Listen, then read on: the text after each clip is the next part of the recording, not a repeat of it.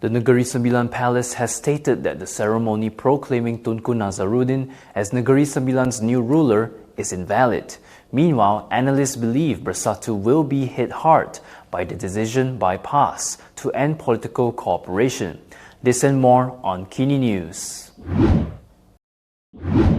The ceremony proclaiming Tunku Nazarudin Tuanku Jafar as the new Yang di-Pertuan Besar of Negeri Sembilan has been declared invalid. In a statement yesterday, the State Comptroller of the Royal Household, Azizi Muhammad Ali, said that the ceremony was not recognized under the state's constitution, law and customs. He added that by attempting to receive the invalid title, Tunku Nazarudin had relinquished the hereditary title, Tunku Panglima Besar Negeri Sembilan, which he had previously held. He explained that due to this development, there is no holder of the title. The proclamation ceremony took place last Friday at a hotel in Alor Gajah, Melaka. The event followed a brief commotion involving police and Negeri Sembilan's territorial chieftains, known as the Undang. The ceremony, which is believed to have initially been scheduled to take place at the Tunku Besar Tampin's office, was reportedly moved to the hotel after police allegedly prevented Tunku Nazarudin from leaving the premises. The Kuala Lumpur High Court has ordered Rosmah Mansour to pay 67.46 million ringgit to Lebanese jeweler Global Royalty Trading Cell, or GRTS. The judge, in allowing the jeweler's claims against Rosmah, also ordered her to pay 75,000 ringgit in costs to GRTS and the third parties in the suit, which is the government and the police. The decision was made after a full hearing of a civil suit filed by GRTS over 43 pieces of jewelry that the latter consigned to Rosmah for viewing, which were never returned to them. GRTS had filed the suit against Rosmah on March 29, 2023. According to Bernama, they alleged that Rosmah had falsely claimed that 44 pieces of jewelry, including diamond necklaces, bracelets, and tiaras, sent to her by the company's agent, had been seized by the Malaysian authorities under the Anti-Money Laundering, Anti-Terrorism Financing, and Proceeds of Unlawful Activities Act 2001. However, the company claimed that only one of the 44 pieces of jewelry was retained by the police and the remaining 43 pieces were not in their custody. GRTS further asserted that Rosmah had shifted the responsibility to the Malaysian government when in fact the jewelry had gone missing. Rosmah was ordered to pay the sum within 1 month, together with interest at 5% per annum from the date of judgment until full settlement. The Attorney General's Chambers has classified the police investigation into former MACC Chief Commissioner Azam Baki's alleged threat against businessperson Albert Tay as no further action. In a statement, it said a thorough review of the police investigation found that elements of criminal intimidation could not be established in the case. The AGC added that accordingly, it was decided that the investigation papers be classified as NFA.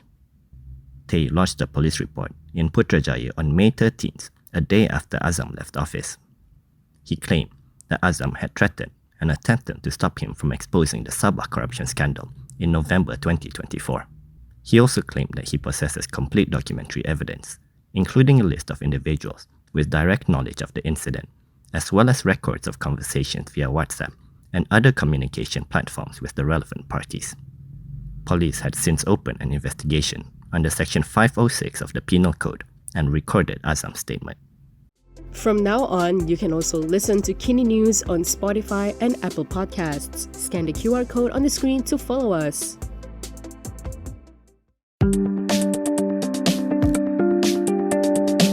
After 6 years of cooperation, PAS has officially ended its political ties with Bersatu.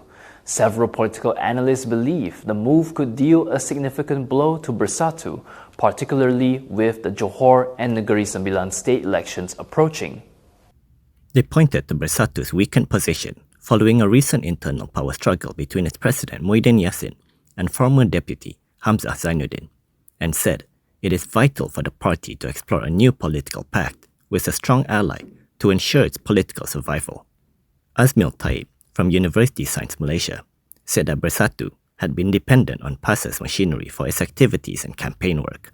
Without joining forces with other major political parties, he thinks it would be very difficult for the party to maintain its electoral performance as it did in GE15. Meanwhile, Pacific Research Centre Malaysia Principal Advisor Quay Chew Soon described the split as a setback for Bersatu, noting that PAS holds more parliamentary seats while Bersatu is also affected by internal divisions. Analysts who spoke to Malaysia Kini also believe that the decision by PAS could reshape political alignments ahead of the upcoming polls. Azmi Hassan of the Nusantara Strategic Research Academy said that the split opens the possibility of PAS reviving ties with UMNO. This will depend on UMNO's willingness to reconsider the relationship given its current position of relative stability. Azmi Al-Taib, on the other hand, believes that PAS may opt to lead a new coalition involving Hamzah's Reset faction.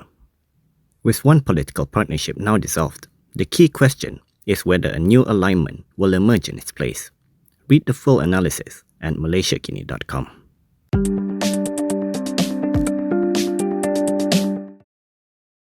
Meanwhile, in Johor, talks on the pact are beginning to surface ahead of the state's next election. Could a new political alignment be taking shape?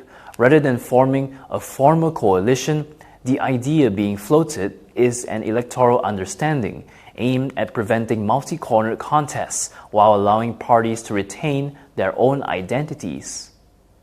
The idea had been brought up by Johor PAS, who said that it may enter into a political pact with UMNO and several other parties ahead of the upcoming polls. According to the chief, Mahfuz Mohamad, any cooperation would not take the form of a formal coalition, but rather an understanding on seat allocations to ensure there are no clashes. The proposed cooperation follows PAS's recent shift in political strategy after it decided to end its ties with Bersatu. Mahfuz also said that discussions could involve other Malay-based parties including Pejuang, Putra and Berjasa. However, he added that the PAS central leadership will decide on any final agreement and seat distribution. When asked about UMNO President Ahmad Zahid Hamidi's reported lack of interest in reviving Muafakat Nasional, Mahfuz said PAS remains open to cooperation. He said the party is sincere about working together and believes unity is the priority. He stressed that they are not concerned about what platform is used to achieve this. While the idea of cooperation has been raised, the practical details of how such an arrangement would work have yet to be determined. The focus now shifts to whether these parties can reach an agreement on cooperation. Back to Bersatu, its state executive councillors in several PAS-led states are expected to continue their duties as usual. This is despite the decision by PAS to terminate political cooperation with them. A Bersatu source told Malaysia Kini that the status quo is expected to remain for their state excos, as PAS had formed state administrations under the Perikatan Nasional banner, which Bersatu is still a part of. As such, the source said there is no need for Bersatu assembly persons to tender their resignation from state exco posts. Earlier, Terengganu Menteri Besar Ahmad Samsuri Mokhtar had said that the state executive councillor's composition remains as is. Currently, Bersatu Terengganu chairperson Razali Idris is the single Bersatu representative in the state government administration, holding the tourism, culture, environment and climate change portfolio. Kedah Menteri Besar Sanusi Nur had also said that the decision will not affect the positions of Bersatu excos in the PAS-led Kedah government for now. He told Malaysia Kini yesterday that there are no changes as long as they continue to support the state government. And that is all from me today. For more stories, you can go to Kinitv.com. You can also follow us on Instagram, X, YouTube, and Facebook for the latest news updates. I'm John. Thanks for watching.